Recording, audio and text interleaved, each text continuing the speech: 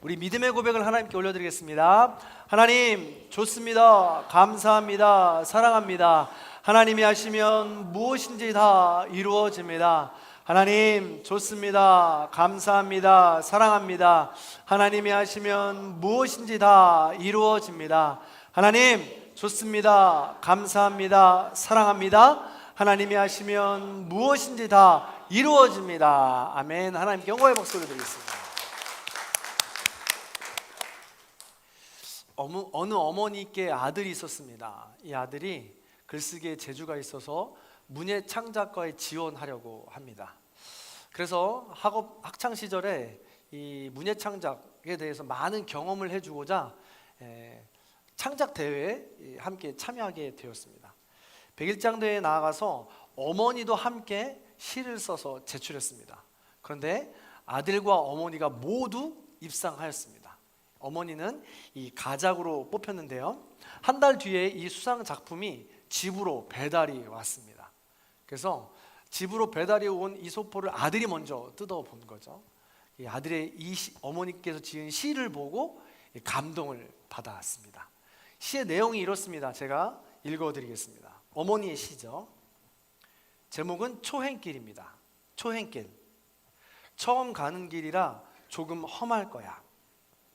낯설어서 잠시 헤맨다고 생각하렴. 그래도 계속 걸어가다 보면 분명 목적지가 나올 거야. 네 보물을 찾아야지. 내 손에 보물지도가 있는데 뭘 걱정하니? 라는 시였습니다. 시라기보다 아들을 향한 이 담담한 어조로 평소에 격려가 담겨 있는 것 같습니다. 아들은 이 시를 읽고 눈물을 흘렸다고 합니다. 그리고 몇 번의 실패를 거듭하면서도 끝내 글 쓰는 작가가 되었다고 하죠. 사실 자녀가 걸어가는 모든 인생길은 초행길입니다. 그 길에서 어디까지 부모가 함께 가야 하고 어디부터 이 아이가 홀로 가야 하는지 그 가름이 굉장히 어렵습니다. 그래서 그럴까요? 자녀를 잘 양육할 때 이 떠나보냄이 굉장히 중요하다고 합니다.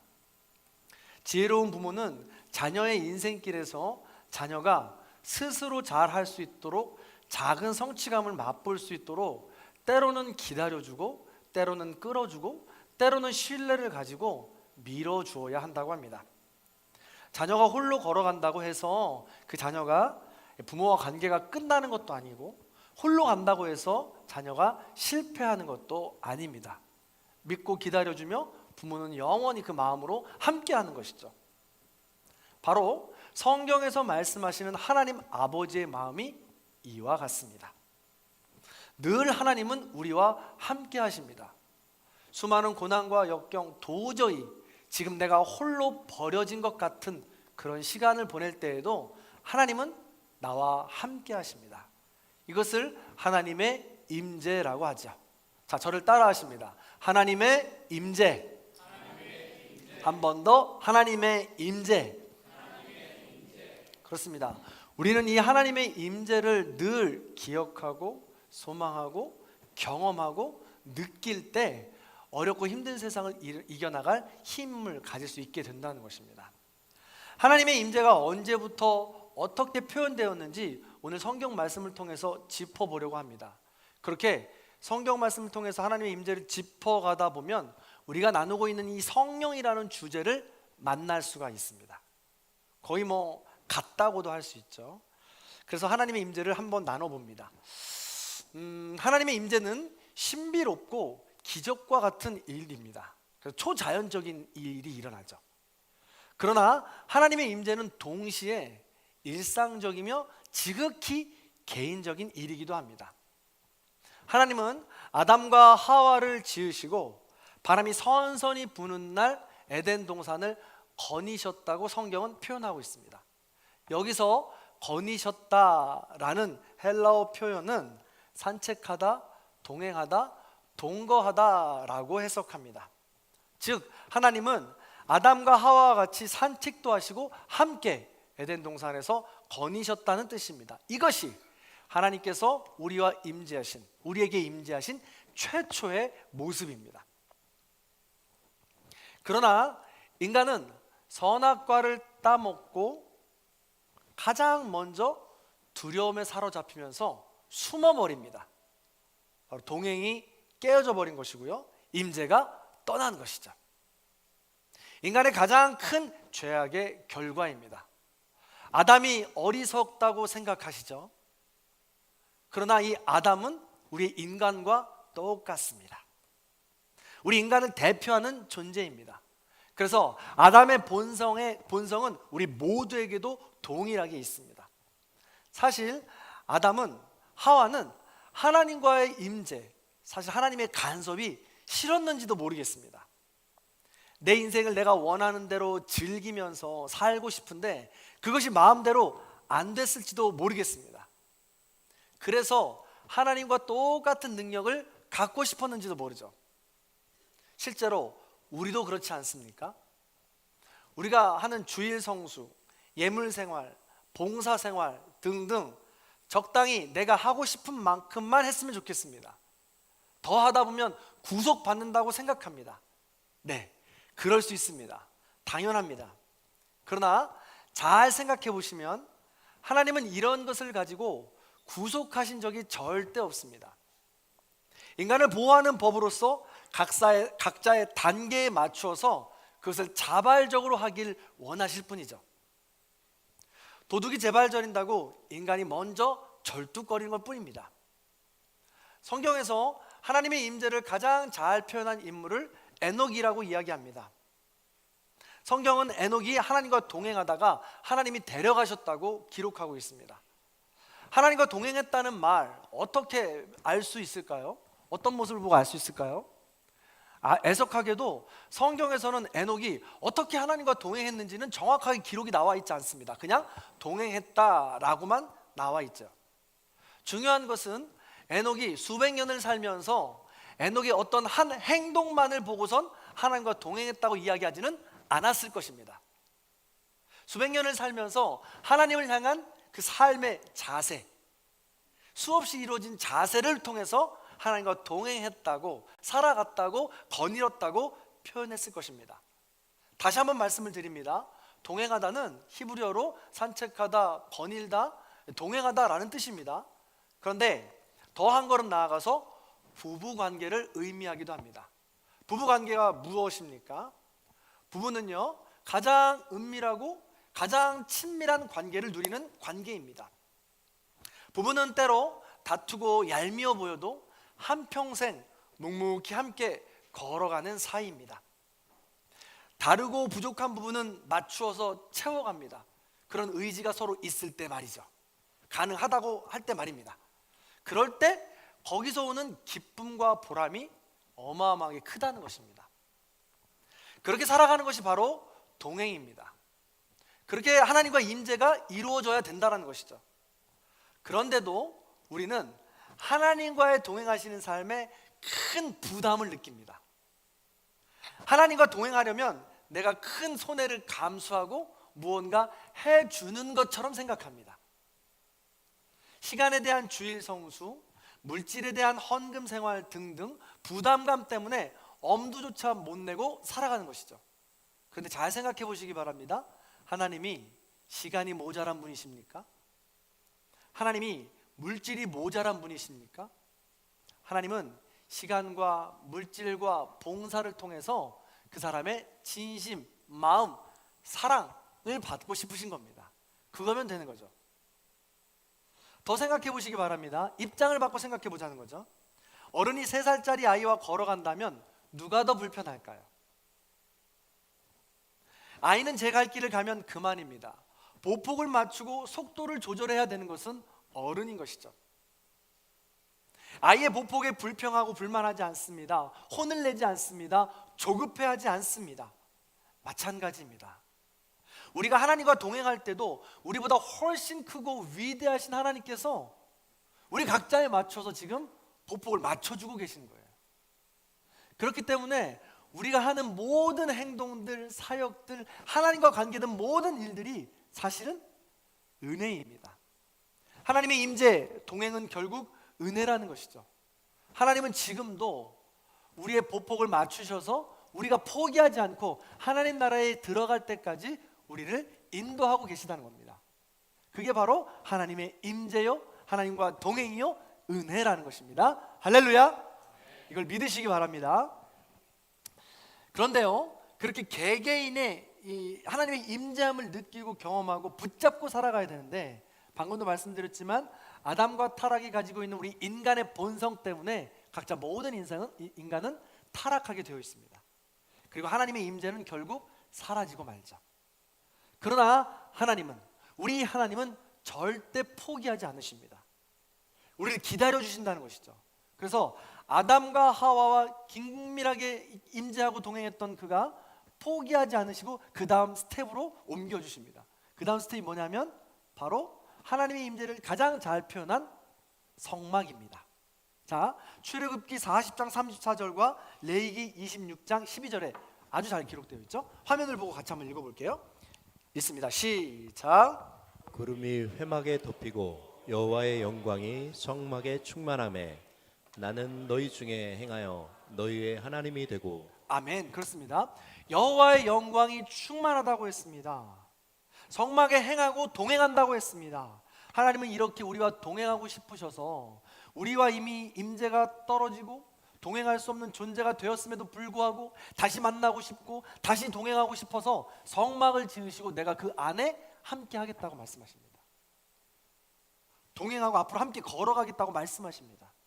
그래서 이 성막을 통해서 하나님께서 동행하시면서 이스라엘 백성들은 광야를 지납니다. 젖과 꿀이 흐르는 땅으로 들어갑니다. 마치 우리는 지금 인생과 똑같지 않습니까?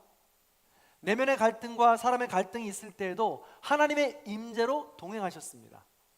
광야의 척박한 환경과 두려운 맹수의 공격에도 하나님의 임재로 동행한다는 것입니다. 자, 그런데 이런 성막뿐만이 아닙니다. 이스라엘 백성들은 성막 후에 또 다른 것을 지으셨죠. 솔로몬이 지은 것이 무엇일까요? 그 다음에 성막 다음에 지으신 것이 그렇습니다. 성전입니다. 그래서 열왕기상 8장 11절에 솔로몬이 언약궤를 두고 이 성전을 표현할 때 뭐라고 되어 있냐면 열왕기상 8장 11절에 여호와의 영광이 여호와의 성전에 가득합니다 라고 기록하고 있습니다. 그래서 하나님은 끝까지 우리와 함께하고 싶어 하신다는 거예요. 인간이 계속 타락할지라도 말입니다. 그래서 아담과 하와와 함께 하셨고 성막에서도 함께 하셨고 성전에서도 함께 하셨습니다. 그런데 인간의 본성은 타락이라고요. 하나님의 임재를 싫어한다고요. 자기 중심대로 살아가고 싶어 한다고요. 그래서 인간은 또 성전도 버리고 타락하게 되죠. 그래서 이스라엘은 북이스라엘과 남유다로 나뉘게 되고 아수르와 바벨론으로부터 멸망당하게 됩니다. 그래서 하나님은 그때도 포기하지 않으시고 신실한 하나님의 자녀들을 찾으셔서 그들과 함께 거하시겠다며 새로운 언약을 세우십니다. 그 새로운 언약을 어떻게 세우시느냐? 에스겔 37장 26절부터 28절 모든 것이 회파된 후에 이야기한 것입니다. 26, 27, 28 함께 읽겠습니다. 시작. 내가 그들과 화평의 언약을 세워서 영원한 언약이 되게 하고 또 그들을 견고하고 번성하게 하며 내 성소를 그 가운데 세워서 영원히 이르게 하리니 내 처소가 그들 가운데 있을 것이며 나는 그들의 하나님이 되고 그들은 내 백성이 되리라. 내 성소가 영원토록 그들 가운데 있으리니 내가 이스라엘을 거룩하게 하는 여호와인 줄을 열국이 알리라 하셨다라. 아멘. 그렇습니다. 무너진 이스라엘 성전을 두고 하나님께서는 새로운 언약을 세우십니다. 이제는 성전이나 성막이나 보이는 그런 장소가 아니라 존재하는 하나님의 백성들에게 임재하시겠다고 약속하시는 겁니다. 그들 가운데 임재하시겠다고 합니다. 그래서 사람을 하나님이 거하실 성소로 삼으시겠다고 말씀하시는 겁니다. 그리고 그들을 통하여 이스라엘 백성들 뿐만이 아니라 열국을 통하여 모두가 하나님의 임재를 경험하게 하겠다라고 약속하신 겁니다. 열방과 모든 이들을 구원하시겠다는 하나님의 큰 그림과 계획인 것이죠. 구약에서 하나님의 임재이자 앞으로 새 언약이 바로 여기까지입니다. 자, 그러면 이 언약은 신약으로 넘어갑니다. 하나님의 임재, 하나님의 동행이 신약으로 넘어가는 것이죠. 오늘 말씀 로마서 8장 9절도 읽어보겠습니다. 로마서 8장 9절입니다. 읽습니다. 시작. 만일 너희 속에 하나님의 영이 거하시면 너희가 육신에 있지 아니하고 영에 있나니 누구든지 그리스도의 영이 없으면 그리스도의 사람이 아니라. 아멘. 하나님의 영이 거한다는 것은 하나님의 영이 사신다는 것입니다. 누구든지, 여기서 누구든지는 예수님을 믿는 마음을 가진 모든 사람들입니다. 믿음을 가진 모든 사람들은 하나님의 영이 임재한다는 뜻이죠. 즉 예수님을 믿는 마음이 내 안에 살아있는 사람은 누구든지 모두가 하나님의 사람입니다. 자녀입니다.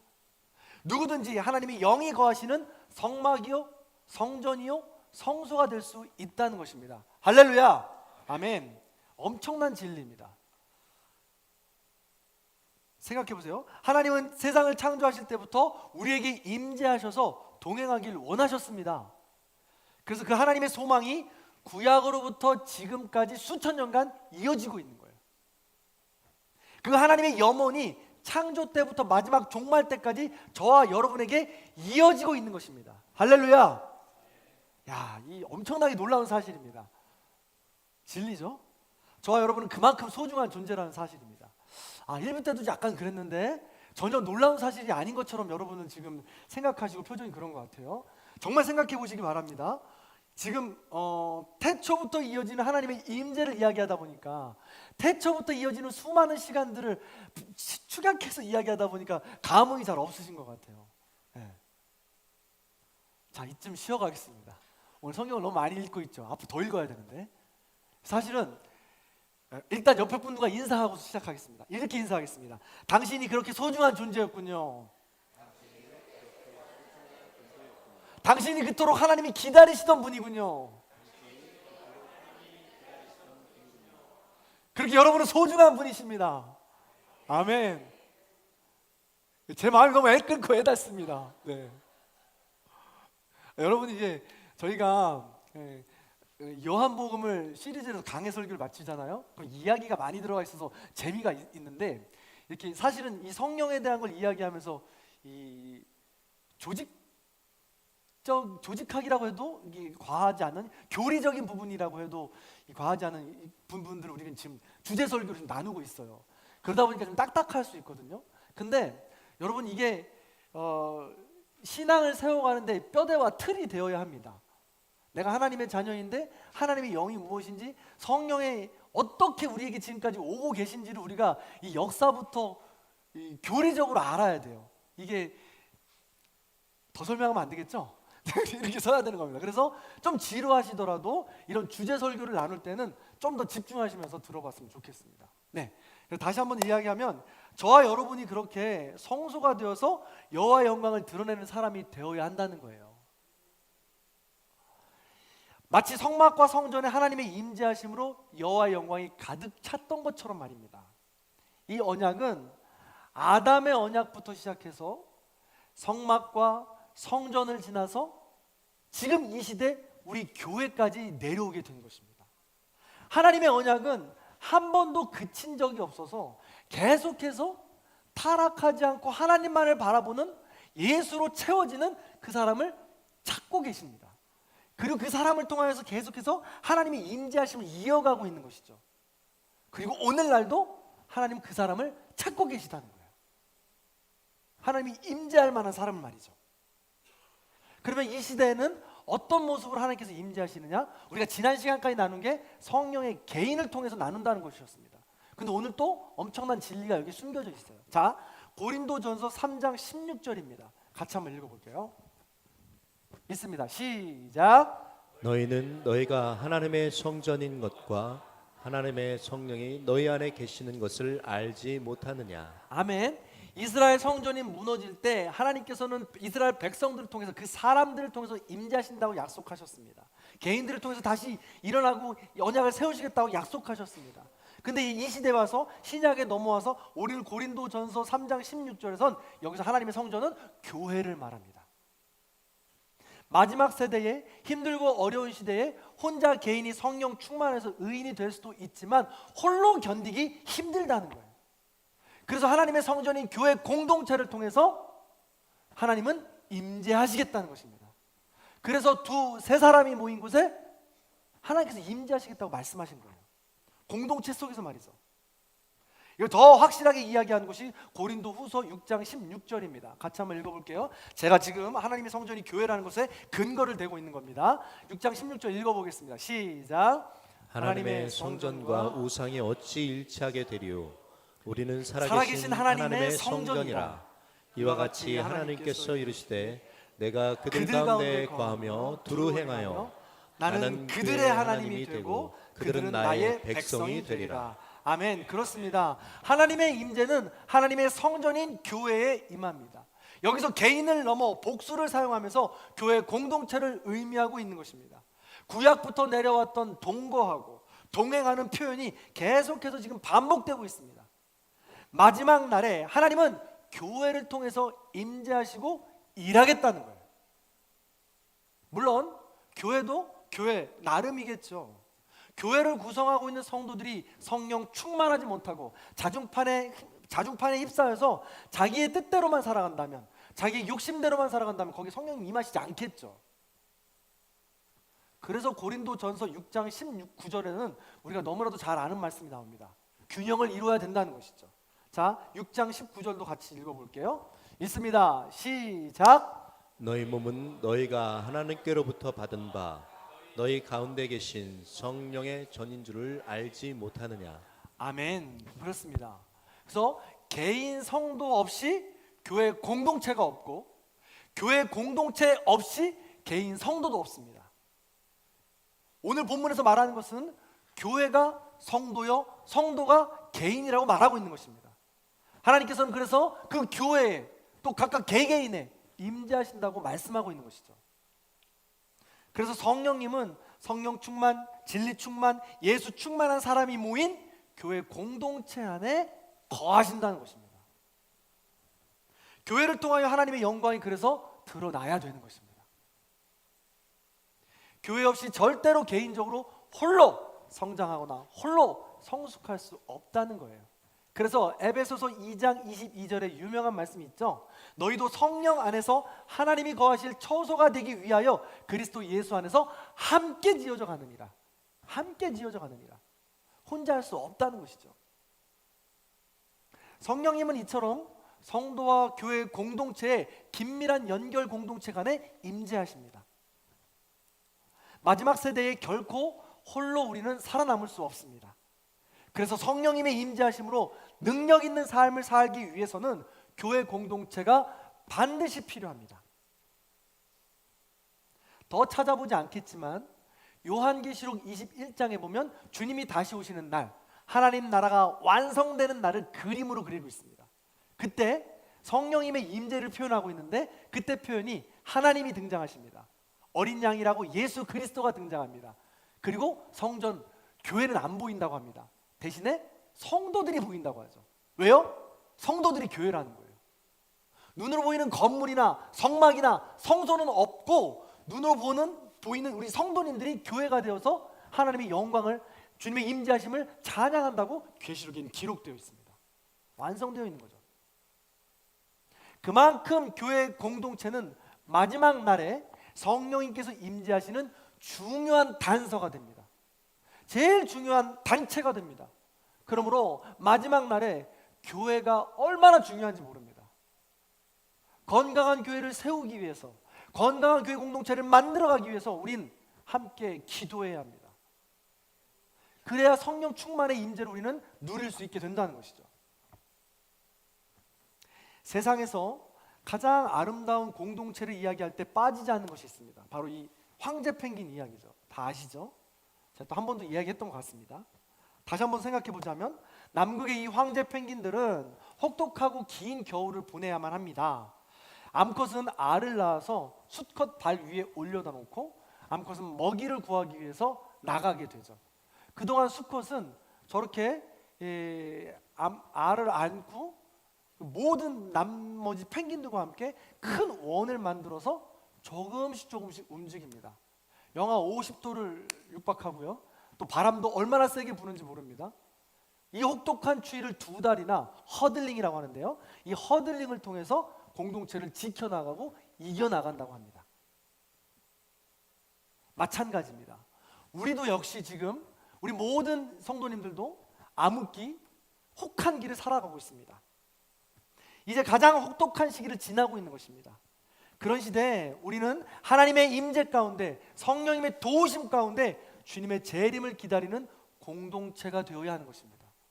그런 혹독한 시대에 황제 펭귄이 한 마리 떨어져 나가면 어떻게 되겠습니까? 혼자 견딜 수 있을까요? 마찬가지로 우리 모든 성도님들도, 개개인의 교회도 견딜 수 없다는 것입니다. 그래서 마지막 세대의 교회를 정의하자면 이렇게 정의할 수 있습니다. 교회는, 저를 따라하십니다, 하나님의 임재 가운데 주님의 재림을 기다리는 공동체입니다. 한 번 더, 하나님의 임재 가운데 주님의 재림을 기다리는 공동체입니다. 아멘. 이게 바로 교회입니다. 교회입니다.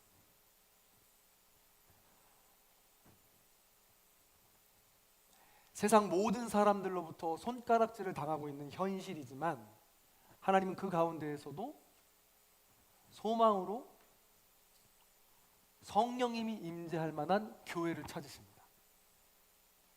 그리고 지금도 그런 교회는 있습니다. 그리고 그런 교회가 우리 교회가 되기 원합니다. 말씀을 마무리하겠습니다. 하나님의 임재는 태초부터, 창조 때부터 하나님의 소망이셨습니다. 에덴 동산에 아담과 하와와 동행하시면서 사랑을 나누셨습니다. 인간의 타락으로 하나님의 임재가 떠나지만 하나님은 절대 포기하지 않으십니다. 근데 인간은 계속해서 반복하고 타락합니다. 그러나 하나님은 그때마다 새로운 언약으로 성령님을 받을 만한 사람을 택하셔서 그를 통하여 하나님의 언약을 이어가시고 하나님 나라를 세워가십니다. 그게 바로 마지막으로 예수님이셨고, 예수님은 이 땅에 오셔서 하나님과 우리의 임재를 가로막는 모든 죄를 짊어지시고 십자가에 오르셨습니다. 그리고 그 죄를 사하여 주셨습니다. 죽으시고 3일 만에 부활하신 후에 승천하시면서 하나님 나라의 완성 때까지 끝까지 승리하라고 우리에게 성령님을 보내주셨습니다. 그 성령님의 임재하심으로 우리는 하나님이 예수 그리스도가 다시 오실 때까지 견딜 수 있게 되는 것이죠. 우리는 그래서 지금 다시 오실 주님을 기다리는 마지막 때를 보내고 있습니다. 성도 여러분, 더 이상 기다릴 여유가 없습니다. 주님은 반드시 다시 오십니다. 그리고 우리에게 남겨진 시간은 아무도 모릅니다. 우리의 코끝에 숨이 붙어있는 지금 이 시간, 우리의 삶을 돌아보고 내 안에 있는 성령님을 외면하지 않고 그 성령님의 뜻에 따라 예수로 충만한 삶으로 성숙하고 성장하는 삶을 살아가야 합니다. 그 순간순간이 바로 하나님의 영광을 드러내는 시간인 것이죠. 사랑하는 성도 여러분, 마지막 때에 그런 교회 공동체를 찾으십니다. 각각 개개인의 교회를 찾으시고 교회 공동체를 찾으신다는 것이죠. 우리 교회는 어떤 교회입니까? 여러분이 꿈꾸시는 교회는 어떤 교회입니까? 주보에도 기록되어 있습니다. 저의 개인적인 일평생 신학을 시작하면서의 사명이기도 하고 또 우리 교회 사명으로 정하기도 했습니다. 자, 화면을 보고 한번 같이 읽어보겠습니다. 우리의 사명입니다. 읽어볼까요? 시작. 우리의 사명은 하나님의 자녀로서 예수로 살아 하나님 나라 공동체를 이루는 것입니다. Live Jesus Love Story. 이것 가지고 하나님의 정체성을 가지고 혹독한 이 시대에 나는 하나님의 자녀라는 것을 한순간도 잊어서는 안 됩니다. 그 사실을 잊지 않는다면 우린 예수로 살 수 있습니다. 예수로 산다는 것이 뭐라고 했어요? 지난 4주 동안 나눴습니다. 바로 성령 충만인 것입니다. 예수의 삶이 우리의 삶으로 드러나게 하는 것입니다. 그럴 때 우리는 완전하지 않지만 이 땅에서 하나님 나라를 맛볼 수 있는 것이죠. 그리고 주님 다시 오시는 날 그 하나님 나라는 완성이 될 것입니다. 지금 비록 실수하지만 실패하지만 또 좌절하지만 성령님께서는 지금도 우리와 함께 하시면서 우리를 세워주십니다. 사랑하는 성도 여러분, 여러분이나 저나 지금 인생의 초행길을 걸어가고 있습니다. 한 번도 걸어보지 못한 길을 오늘도 걷고 있고 내일도 걸을 것입니다. 우리 교회도 마찬가지입니다. 우리 교회도 인생의 초행길을 지금 함께 걸어가고 있는 것입니다. 우리 교회 안에서 때로 실수하고 때로 실패하고 때로 꼴도 보기 싫은 일이 있을지 모르겠습니다. 그러나 교회 공동체 안에서 함께 예수를 닮고자 노력한다면, 성령 충만으로 우리가 기도한다면 그 안에서 성령님은 임재하실 것이고 그 모든 상처는, 그 모든 갈등은 우리를 성장시키는 원동력이 될 것입니다. 연약함을 도우시는 성령님이라고 말씀드렸습니다. 지난주에 갈등과 고난과 역경이 이 세상에 있는 것은 당연하다고 말씀을 드렸습니다. 교회도 마찬가지입니다. 교회 공동체 안에 실패하고 좌절하고 단점 없는 교회가 어디 있습니까? 교회마다 특징이 다 있을진데 우리 교회도 우리 교회만의 단점이 있습니다. 걸림돌이 있죠. 그럼 그 모든 것 한 교회 공동체로서 그 갈등을 이겨나가며 함께 성장하라고 보내주신 당연한 필연적인 갈등입니다. 그러므로 우리가 마지막 때 그 갈등을 놓고 함께 기도해야 되는 것입니다. 마지막으로 우리 함께 찬양하려고 합니다. 우리를 사용하소서.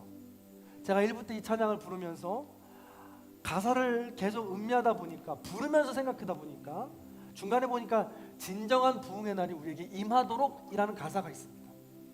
근데 가슴이 굉장히 뭐랄까요? 이상한 느낌이 들었어요. 뭐냐면 우리가 생각하는 진정한 부흥이 뭡니까? 사람들이 구름대처럼 몰려드는 거 아니겠습니까? 그랬으면 좋겠습니다. 그래서 저는 솔직히 한편으로 두렵기도 합니다. 근데 우리가 생각하는 진정한 부흥이란 교회 한 사람 한 사람이 예수로 변화되는 것입니다. 그리고 그런 교회 공동체가 예수로 변화되어서 넉넉함을 갖는 것입니다. 친절함을 갖는 것입니다. 누가 와도 소홀하지 않고 외롭지 않고 보다듬어 줄 수 있는 그런 공동체가 교회 공동체인 거죠. 그게 진정한 부흥 아니겠습니까? 그런 진정한 부흥은 하나님만이 아시고 성령님만이 아시겠죠. 우리는 꿈꿀 수 있습니다. 그런 교회, 그리고 그런 교회 공동체 꿈꾸시면서 이 찬양 우리 함께 나누도록 하겠습니다. 우리를 사용하소서.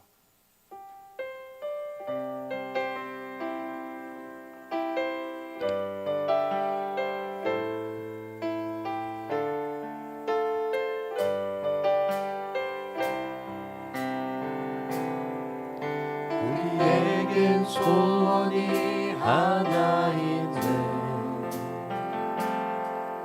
주님 다시 오실 그날까지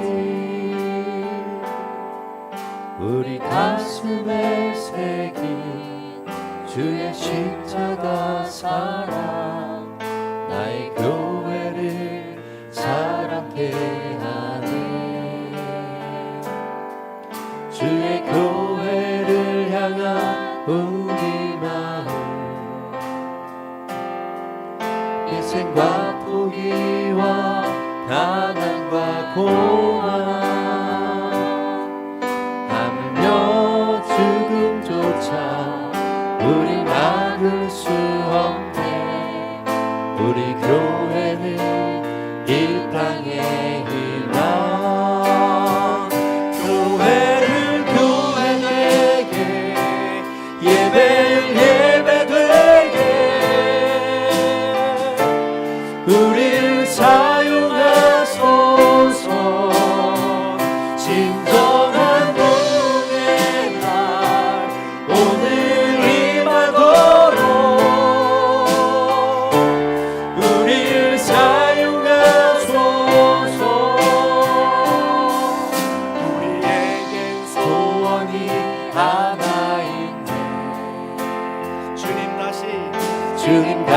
다시 오실 그날까지 우리 가슴에 새긴 주의 십자가 사랑 나의 교회를 사랑케 하네. 주의 교회를 향한 우리 마음 희생과 포기와 가난과 고난 하물며 죽음조차 우릴 막을 수 없네. 우리 교회는 이 땅의 희망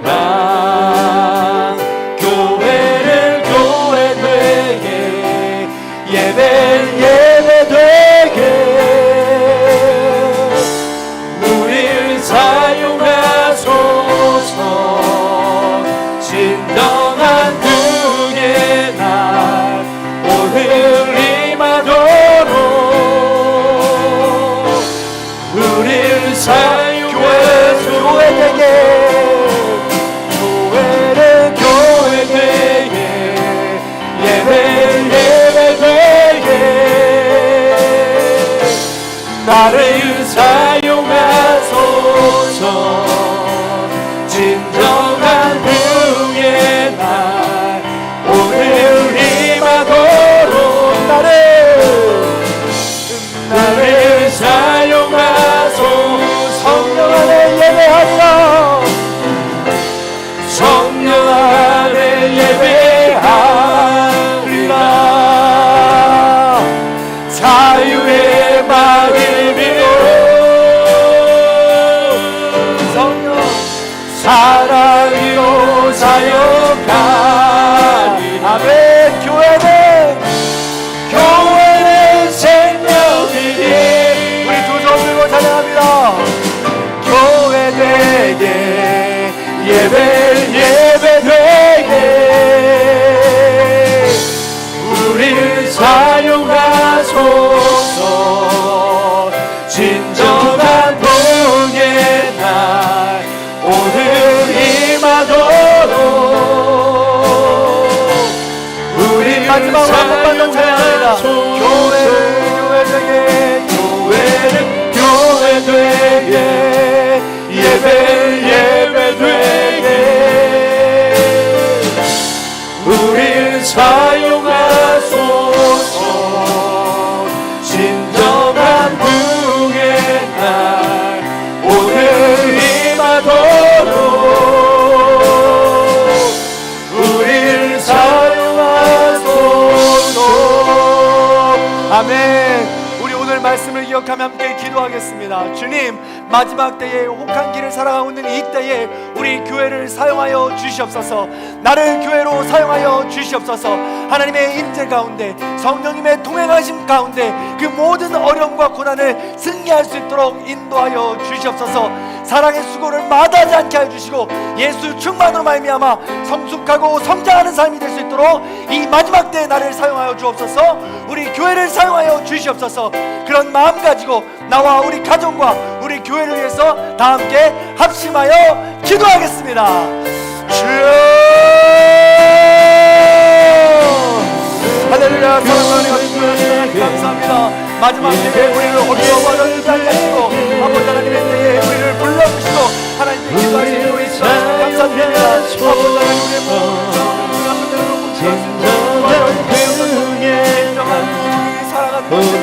내 마음을 돌아요. 내 마음을 연약하여 내 마음이 아버지 부족하여 더 사랑하시고 하나님을 사랑하시고 용서하여 주시옵소서. 간단 동생들을 용서하여 주시고 하나님의 뜻을 위해 삶 가운데 하나님의 손의 가정 가운데 일정 가운데 삶 가운데 할 수 있도록 인도하여 주셔서 진정한 하나님의 사랑이 무엇인지 하나님의 뜻 정의와 공평 어떻게 이루어지고 원하시는 것인지 우리 마음속에 날마다 기도할 수 있도록 성령의 인도하심으로 교회 공동체가 하나 되어서 그 모든 것들이 이겨나가고 생겨나고 분별할 수 있는 삶을 살고 도와주시는 당신을 바라고 원합니다.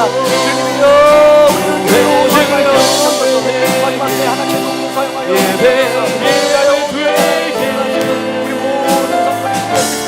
우리 모든 성도를 인도하여 주셔서 성령님이여 이 시간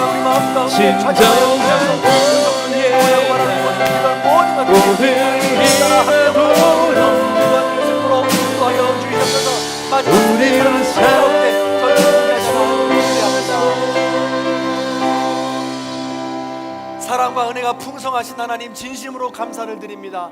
우리가 앞으로도 하나님을 버리고 포기하고 타락할 줄 알면서도 여전히 우리를 사랑하셔서 하나님은 포기하지 않으시고 우리와 임재하시고 우리와 동행하시며 우리와 함께하기를 원하시니 진심으로 감사를 드립니다.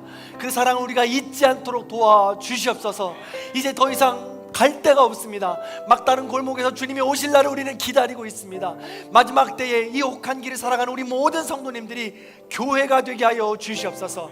성령님의 동행하심을 날마다 꿈꾸는 교회가 되게 하여 주시옵소서. 우리 마음 가운데 교회로서 성령 충만함으로 회복되고 새 힘을 얻을 수 있도록 도와주시옵소서. 더불어서 우리 한 사람 한 사람 교회가 한 마음 한 뜻으로 합하여져서 교회 공동체를 이루기 원합니다. 마지막 때 우리 한 사람 한 사람 홀로 일어설 수 없습니다. 그런 우리를 불쌍히 여기시고 우리 전국교회가 아름다운 교회 공동체가 되어서 어렵고 힘든 시간들을 함께 북돋아주고 이겨나갈 수 있도록 인도하여 주시옵소서. 주님, 여전히 우리는 부족하여서 자중법으로 판단하고 정죄하며 외로운 시간들을 보내고 있습니다. 우리 전국교회 공동체 안에도 아버지 하는 외로운 분들이 있습니까? 힘들고 어려운 분들이 있습니까? 주님, 찾아가 주셔서 위로할 수 있도록 인도해 주시고 진정한 부흥으로 우리 모든 성도님들이 더 사랑으로 넓어져서 옹졸한 마음은 벗어버리고 사랑의 공동체로 거듭날 수 있도록 인도하여 주시옵소서.